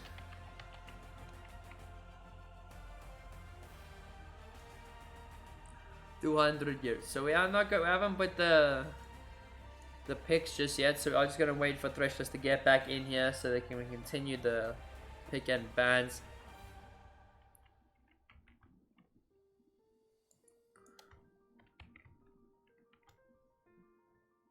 All right. Now because of this, I will give 10 minutes. I will give 10 minutes to the prediction. Just while we can. So you will have plenty of time to get your points in, plenty of time to back your peeps. With the restarting client. This is looking rather grim. I think they get now with there being 40 minutes till load shedding. Looking rather scary. But who will be taking first game, just from like first game's perspectives, who will be taking the second game? Which will Zenith be able to take a game of Shadow Origin, or will Shadow Origin be able to dominate and complete the series? So do you see 710 points coming out for Shadow Origin, as it's very comfortable on him. So I'm just going to make sure we get the right music available. 710 points for Shadow Origin right now. Looking good, looking spicy. Now with Threshers restarting his client, I will be right back, as I am going to be sorting out some dinner. I will be back in 2 minutes.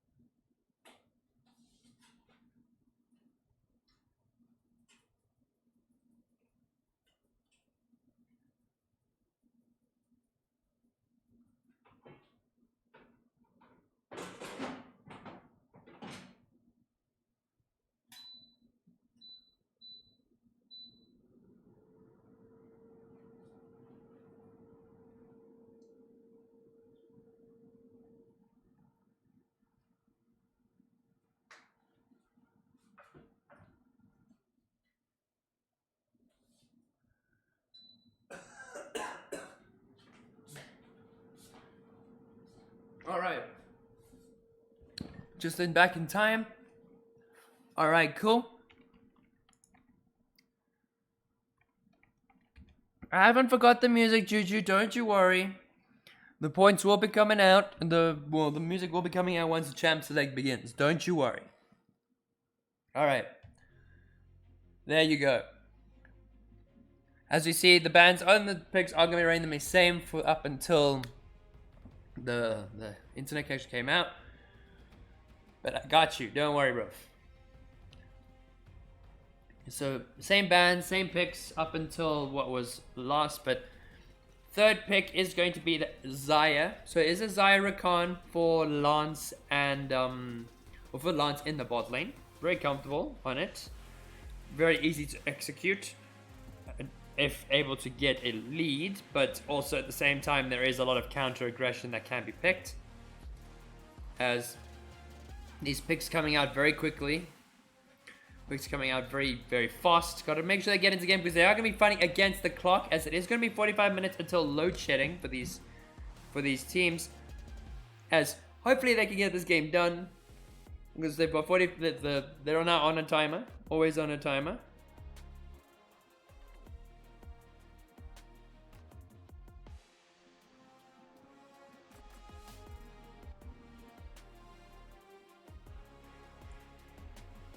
Now after this, this is going to be the second set of bans we are going to be getting here.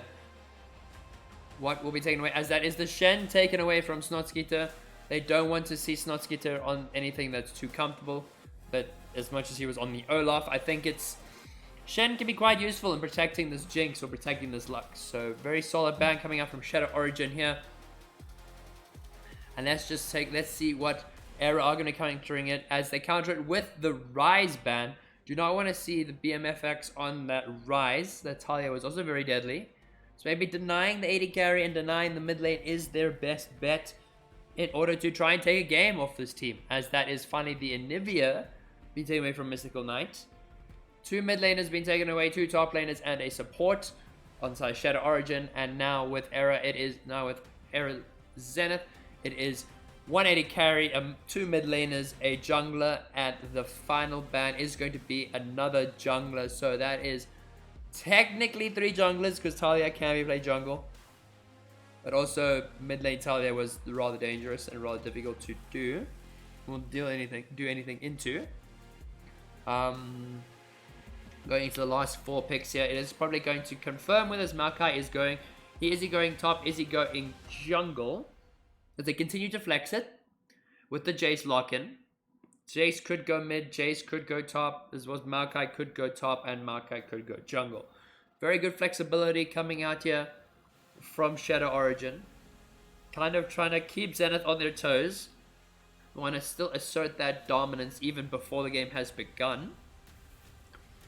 Malphite actually being locked in the top lane, with majority of the damage dealers being AD, the Xayah, and the Jace. It is going to be a very, very good pick here. That gives a very nice juicy frontline for this Lux, and a very nice juicy frontline for this Jinx to get their damage off, to play back and play safe.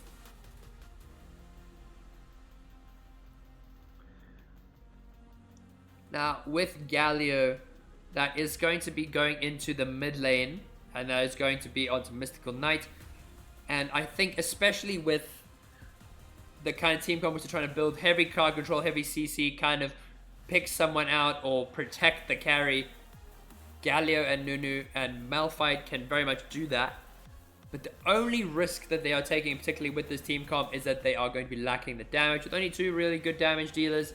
And then we finally have the last lock-in, which is the Sylas. It will ferment the jungle in the the jungler and the mid laner. So now that is going to be the Sylas mid, that is going to be the Maokai in the jungle, and then that is going to be Jace top lane. So Jace top lane, Maokai jungle, and Sylas mid. If I could, that is at least my interpretation of it for now.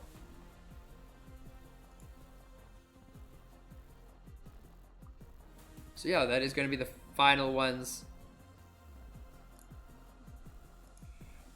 Alright. God, my stream is... something's going on with my stream. I do apologize. So we are going into the going into game now, as points were coming out. 50 going over towards Zenith. 1,780 going over to Shadow Origin is very much in favor of them in this matchup. I think team comp wise, it is looking really dangerous for them as well. Very good engage from the Rakan and the Maokai.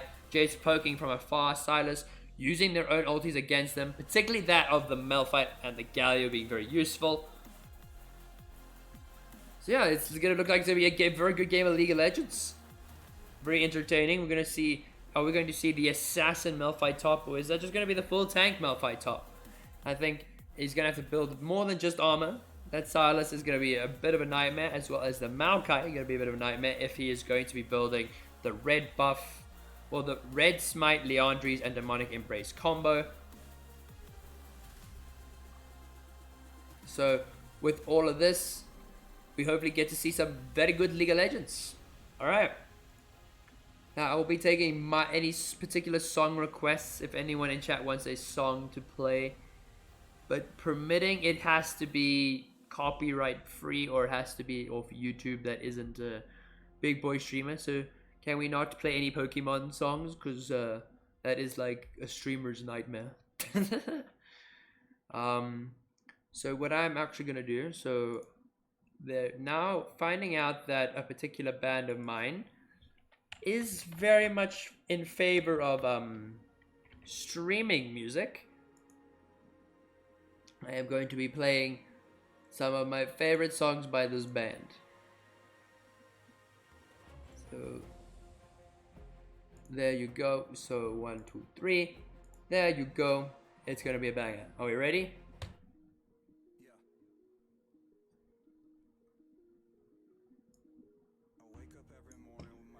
In the days, I'm not sure if I should say this. Fuck, I'll say it anyway. Every time I tell me that I'm going through a phase, I don't know if it's a phase, but I just want to feel okay. Yeah, through depression, but the depression still remains. Is this post-traumatic stress, and or am I suppressing rage? I'm out there trying to tell me going through a phase. Yeah, it's not a fucking phase. I just want to feel okay. Okay, I go with this bullshit every day. Probably trying to save me, trying to sing. Oh gosh, I messed up the lyrics so badly.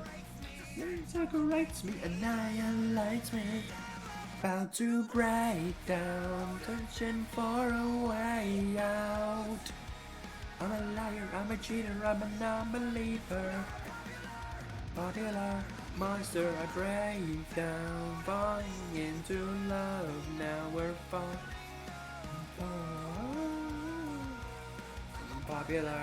Popular monster.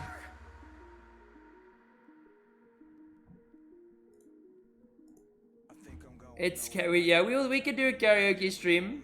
I'm always down for karaoke. It's a lot of fun. Oh, thank you, Unicorn Disco.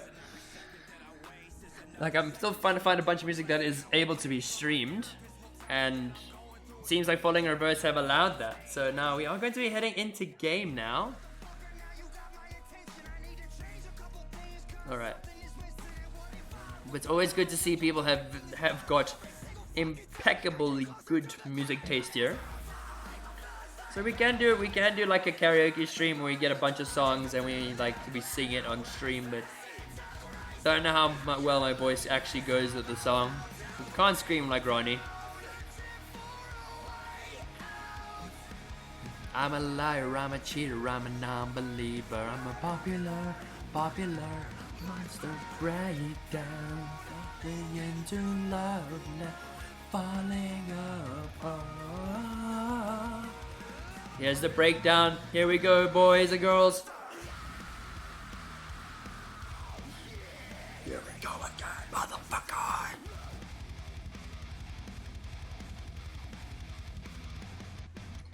Sick and tired of wondering. Pray to a God that you don't believe. Searching for the truth in the lost and found. But the question I ask is, who the fuck is your God now?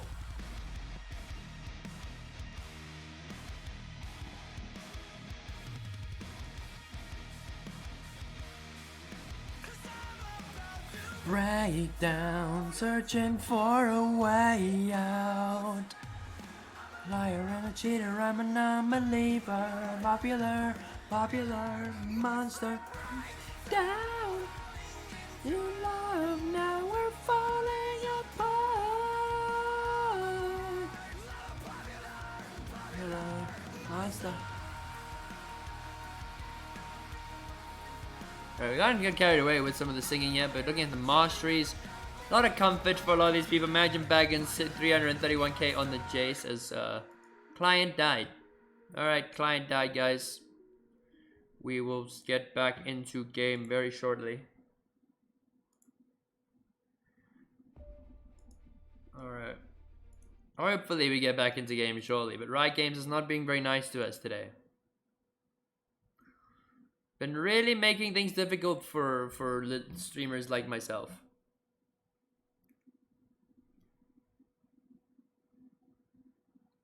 Alright. We are loading in. It do be going.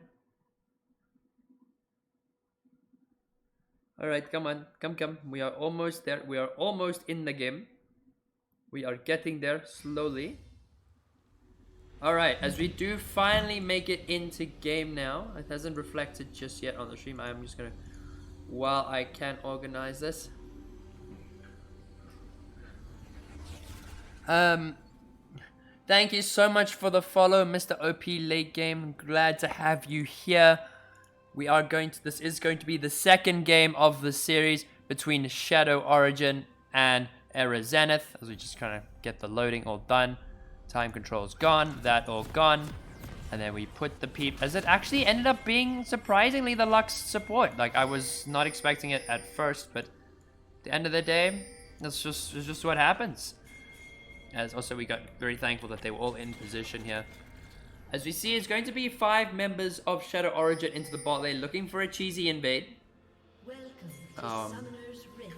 Very curious to see how it's going to go. The Era Strange is down here. But they are going to be waiting for the invade. They are on a ward. They do spot the 5 members there, as they are going to just remain in that bush. Looking for a counter invade. Something spicy could be happening here, as the Malphite has rotated down. They are going to do the full walkthrough, but this is going to be looking rather dangerous. Lux does have the light binding. Galio does not offer the top. Wait for the Q. Massive damage coming out from Zenith here. Massive trades, but going 1 for 1 here now. Zenith going to be running down Lance here, but Lance having to burn the flash. Galio as well flashing to get the kill there, getting 2 kills now. Silas E coming out. Just fights happening left, right, and center. Malphite cheese wheel coming out once again, and that is now 3 for 2 in favor of Zenith. Very, very messy invades coming out here from both sides. A lot of vision traded, like cooldowns traded. As now Malphite picks up 2 kills, we'll be going into lane with a full sheen, which is kind of spicy. We'll say that. Silas picking up the boots. Galio picking up some mana, and the Jinx and Lux did not offer the back, as they will be leashing the jungler. It was rather chaotic. And our BMFX will be losing a lot of these trades, particularly with the Galio being a magic damage tank, and especially if this Galio is going to be picking up at least 1 or 2 MR items, it is going to be very hard for Silas to do anything there. Now, cheese wheels are going to be the bread and butter of this Malphite right now. Is in a very comfortable spot with the sheen, so I would imagine he might want to abuse that. Bugs tag him, and Strange pick up level 2 here. Going to abuse what they have. I believe Bugs tag will just go for some poke here. Try and keep this Thresh, trying to keep the Xayah and Rakan from picking up level 2. As more cheese wheels come out. Lance Goliath taking a bit of damage from the light, and then the light bind actually landing onto the Rakan. Traps landing on the Thresh. The Thresh is going for the engage as well. Does have the flash, but Era Strange does not. Lance Goliath desperately trying to get something on, get a kill here. Cleanse coming out from Era Strange. Lance is quite low, and there will be one last rocket. Just all it needs is one more rocket, and this is just looking really unfortunate for Era Strange, as is excellent cutting from the Xayah, as now putting a 2 for 0 for 2. The Silas E is going wide, and now the score has been shifted into the favor of Shadow Origin right now, with Xayah picking up a double kill and 2 assists. I wish you could see the runes which these guys have all opted for, but unfortunately that is not what we're going to be seeing. Now with the Jace, we'll be a bit behind, as the Lightbind does connect onto Lance here. Tanking a lot of minions, Bugs. But Lance is low. Xayah very trying to deal with the minions. But then Ricky Baggins is finding Kempton Park in the jungle. Kempton Park obviously winning these trades, has to have the more health. But Snotskitter and Mystical Knight have made their way to help. But that unfortunately will be a very dead Nunu, as more and more trades coming out. Jace making their way into this fight. Mystical Knight taking a lot of damage from Imagine Baggins. Imagine Baggins just gonna use his range to his advantage, take the win. Imagine Baggins has now slain Mystical Knight. Kempton Park drops the little sapling. We'll be able to slow down Snotskitter. We'll be able to get into range for the W. We'll get the knockback, and that will be Imagine Baggins on a killing spree now with this Jace. Seems like as much as Zenith did have the lead in the early game, Shadow Origin have been able to turn it around, have been able to pick up the gold where it needed to be. As now, Jinx only able to pick up the double longsword compared to the Xayah with the full Noon Quiver already. And then the Silas picking up mana and the Dark Seal. Still fairly even, I'd imagine, in terms of gold in the mid lane anyway. About 1,000 gold, now 700, 600 gold each. So nothing new there. This Jace has now somewhat built a lead. Is about 300 gold ahead of Malphite, despite Malphite getting the early lead with the Sheen. The Xayah now is about 600, 700 gold ahead, which is very good for her. Very good lane push as well with the full pickup of the Noon Quiver. And Zenith got to be very careful. Though it's not as snowbally as that of a Draven, but very much better in the team fights. As we do see Lance and them will be fighting. They're looking for a fight here as Bugs, Tagum, and Strange are going to be walking into vision. Dolby does land double knockup coming out here. That is going to be Bugs Tagum falling and Era Strange taking a lot of damage here. But there will be no further dive as now that is actually 3 kills going over to Lance the Galad. Which is rather unfortunate for Era Strange and his support. Who are going to look like they're going to be dive. The Maokai pathing his way bot now. But Nunu is busy doing the Raptors, but busy doing the Krugs. Don't think there was much he could have done, unfortunately. So now that is a 4 for 0 for 2 Xayah. Galio going in for the trade. Silas using the E to dodge the Fist of Justice.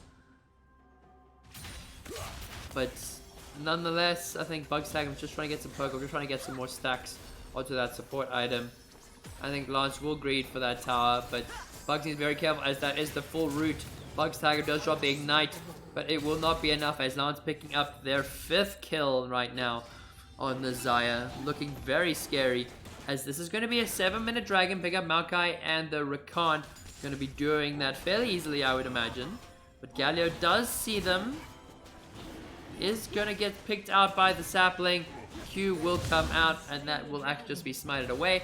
And that will be a free dragon going over to red side. Jade's going in for these very nice trades. Does have the serrated Dirk and can get through this armor pretty easily, but I think Malphite can walk out of these trades with a breeze, especially with the armor passive on the shield. So I think it's just a matter of playing safe. I think right now the Xayah should not be putting too much focus on the Xayah. The Xayah is already very strong, as well as the Jace. You need to focus on lanes which they are able to get ahead and not worry about them playing too safe. With Xayah only just building a small gold lead onto the Jinx, but Jinx still quite a few items behind. Cheese Wheel coming out from Snotskita here, but Major Bag is going into the full trade as there actually is going to be a fight into the bot lane here. Era Strange having to use the flash to get out. Lightbind does land on the double target. And then now we see Ricky Bag has made his way top lane. As you see the ultis coming out from the Galio and from the Malphite. Unstoppable force CCing this Jace and solidifying the kill. Going over to Nunu and Willow. Era Strange just trying to kite out Lance here. But Lance just does way too much damage. The knockup does land once again. And now that is going to be 7 kills on the Xayah.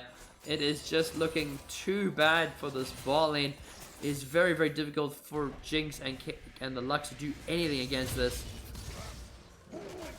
So they're going to need to try and just play as safe as possible. Unfortunately, the tower is not even the safe place as they were tower dive earlier. They're going to have to give up a lot of CS just to stay alive. But we do see the taunt coming out from the Galio. Trades coming out, but still very much favoring the Galio. As you do see the E going in from the Silas, but still not winning. A quickness coming out from Thresholist as they try and go for the dive onto the Strange and Bugs tag him, but will not be able to get anything there. Jace is making his way mid. Probably going to use the gates in as there's going to be a flash coming out from BMFX, but then will pick up the kill again on this Galio. Going 2 for 1 on this Silas. Will add 2 stacks to that Dark Seal. And right now, Zenith are being almost dismantled by the Shadow Origin team. Looking for these excellent dives. No quickness up for the Thresholist. Blightbind does connect, does get some poke up with the E. But Nunu is now here. The Lancelot does burn the flash. E coming out as the Nunu flash over the wall as well would pick up a kill onto the Thresholist here. As Era Strange amongst tag him. We're looking for the chase as the Lightbind does connect. And that will be 1,000 gold shutdown going over to this Jinx as they look to even things out.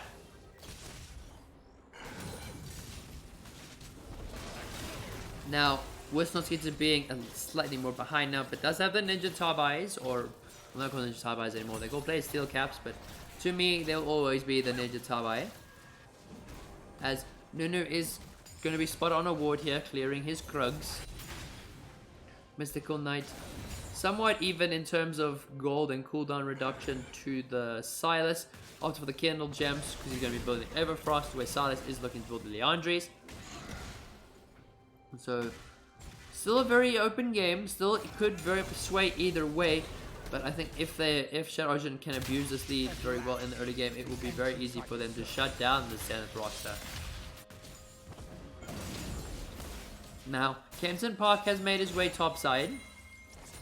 They are looking for the dive onto this Malphite, as we do see that Maokai ulti coming out and the Herald being dropped. Galio ulti being dropped from the side as well, as it is going to be a 3-man dive. And that is going to be very well executed from Shadow Origin, as they do pick up a couple plates. Nunu is there to try and stop the push. Kempton Park taking a bit more tower damage than he would like, as that is going to be an easy reset for the Silas, sitting 3 and 1, 4 stacks of Dark Seal and a full Leandries. As Lance and the Thresholist looking for dives, knowing Bugstagum is not level 6 just yet, so can't really contest too much with that Lux damage.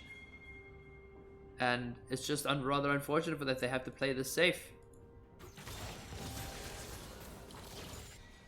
So Imagine Baggins does spot the Galio on the ward, and Galio will continue to back on said ward, but now actually will remain in the lane. Malphite rotating mid side with the Silas looking to rotate bot, trying to see if he can find this Nunu.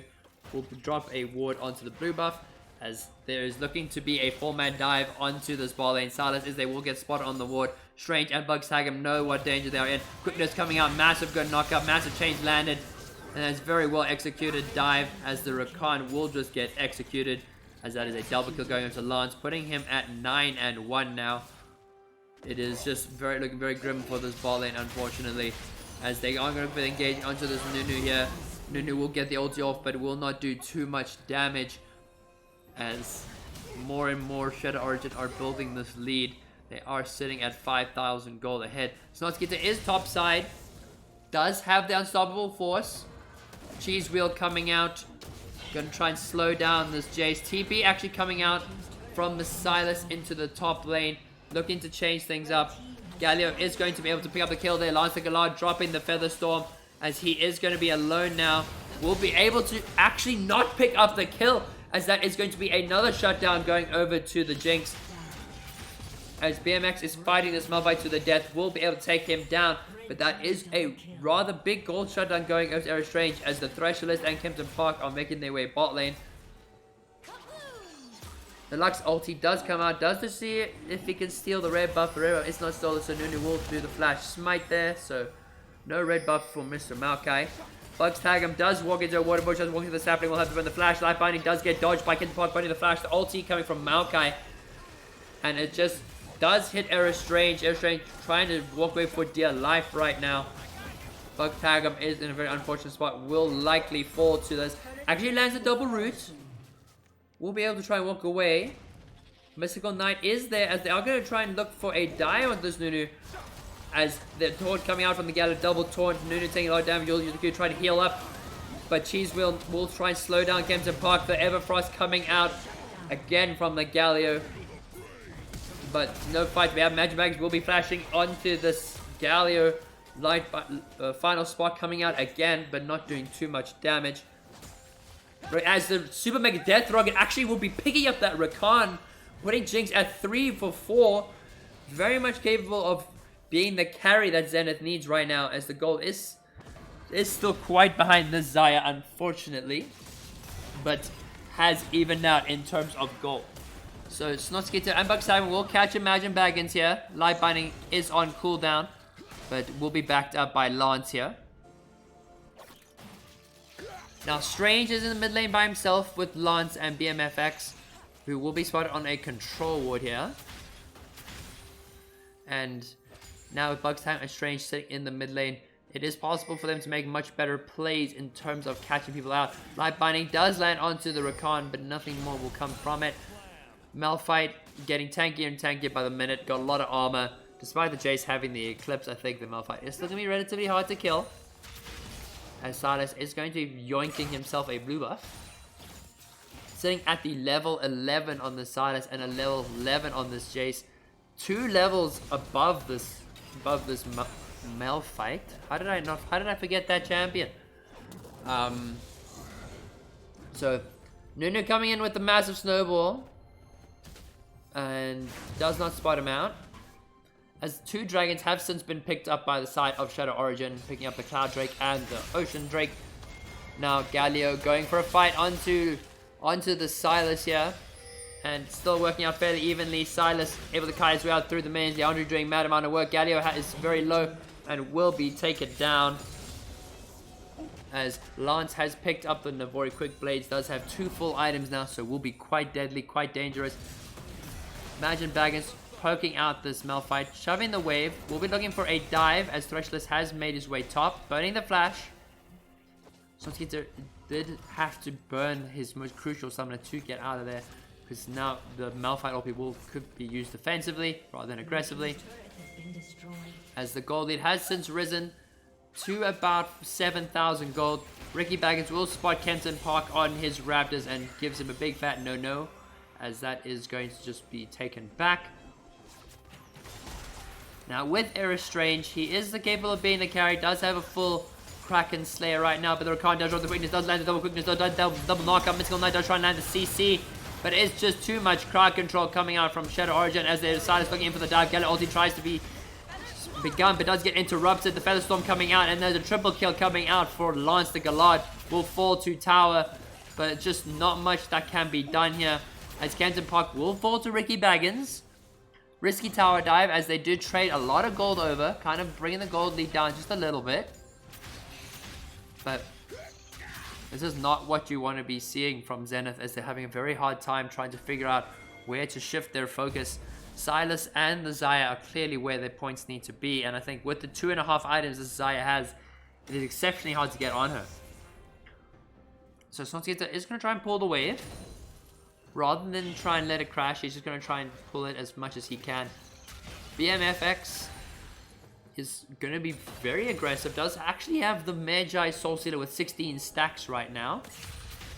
So I think Strange and Bugs need to be very careful here, not to get hit by any of the crowd control. Light Binding just going wide, as Rakan has made his way into the ball lane. Does not have the quickness just yet, but the Silas does have the hijack. Will land the chains onto this Lux. A lot of damage coming out. Flash having to be burned, as Restless will do the last hit with the feather. But right now, Jinx desperately trying to kite us out, doing a lot of damage as the Sumac Death Rod comes out, does go wide. As Red Team will pick up their 3rd dragon, as it is the Infernal Soul. And once again, this Silas looking very dangerous, looking very deadly. Could look to pick up the hijack and go for the kill here, but will much rather opt to play it safe. Nunu pathing bot lane as well. And then hopefully they can try and get some gold onto this Jinx and some gold onto this Galio, as they will be the points that carry. They are quite strong. Nunu also setting 3 for 4, does have the full Sunfire optimized. Goat coming out from Xayah onto Mystical Knight. Mystical Knight does proc the Aftershock, but is not going to be enough, as that is a 2.5 item Xayah. She is 13 and 3 right now, and it is just looking extremely difficult for anyone to deal with this Xayah, especially if she has the Featherstorm available. We'll get in and try and chase down Bugs, tag him. We'll use the Featherstorm to dodge the final spark. But that is a very crucial ulti down coming up from the Zux, as the Maokai does use the double, does dodge the Light Binding. And just unfortunately right now, looking rather grim for Zenith, as the Herald is going to be used in the mid lane. Will be used to crack open this mid lane inhib tower and probably push onto the inhib, as the Maokai does that. They'll be onto the Nunu using the ulti. Galio dropping the ulti as well onto this back line, but it's just too much. The Xayah is just doing way too much damage for the Kraken Slayer, as well as the Silas with 22 stacks of the Magi's. TP coming out just to keep the ward alive, as they want to get the second charge. That is 5 members of Shadow Origin are going to be backing down, as Zenith are looking for their respawns. Right now with the Silas and with this Xayah, it is exceptionally hard to find out who to pick. With the amount of sustain that the Silas has, as well as much maneuverability that the Xayah has with the Featherstorm, it is very tricky for the Silas to look for any plays here. Galio desperately trying to use the ulti to save his Nunu, but unfortunately just taking too much damage from the Kraken Slayer. Now Kraken Slayer and Lord Dominic's and the very quick blade Zaya will be eating through the front line. Will not be much of a challenge for her, as Makai will be yoinking away the blue buff. He said he really did go, this is mine, and took it. Mystical Knight here, gonna try and push out the bot lane, try and get some pressure. Radiant Verge coming out for the Rakan. Demonic Embrace on the Maokai. And also looking to build into probably the Radiant or into the Jack Show. Like the final spot coming out onto Kempton Park does get spotted. Maokai does drop the ulti onto the Malphite here. Malphite does have the Unstoppable Force. Will try and use the getaway. Nunu dropping the ulti Unstoppable Force coming out onto this Zaya here. Zaya will use the Feather Storm. Will dodge a lot of the damage. That is a double kill coming out for the Zaya as they look to continue the fight now into the back line. Silas picking up a kill, going godlike. So it's now Jace picking up another kill. Silas stealing the ulti from the Galio just to keep them alive as long as possible. Now Lance and the Silas extremely strong. 25 stacks Medjai's coming out for him. Imagine Baggins just tanking towers just to get as much push as possible. That will be 3 members of Shadow Origin pushing into the base. The Zaya is just pushing top side, but that is going to be Silas, Maokai, and the Jace pushing into the Nexus. They will be taking down this Nexus very much in their favor, as that is going to be a 2-0 series to Shadow Origin.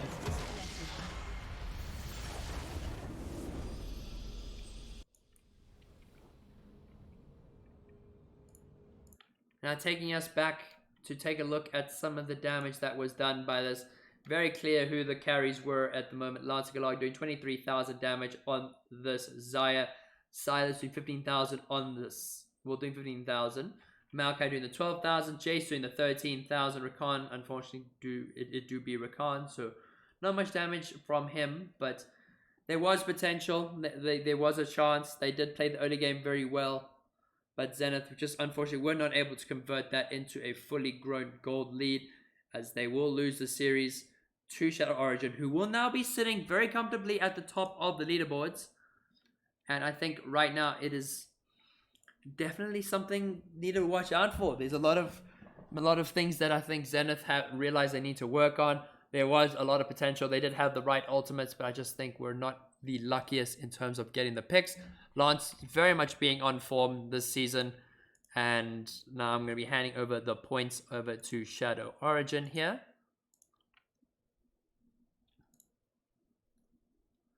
Now what I am also going to be doing is I'm going to be taking all of you lads over to one of the local South African streamers. She goes by the name of Grim Pixie. So we are going to go and raid Grim Pixie here. But while we are getting this done, thank you so much to everybody who came to watch the stream tonight. Very nice to have you guys here. Always good to see that people are coming to back their supporters or back their teams, support who they want to win the groups. And from me at the streamer desk here and the caster desk, we are going to be /raiding. So I don't know how this works. So we're going to /raid to Grim Pixie. Justin, what are you streaming? I am raiding, brother man. So this channel is intended for mature audiences. So now we are going to be raiding Grim Pixie right now. So good to see all of you here, but all the best. Hope you have a good evening, and that will be all from me.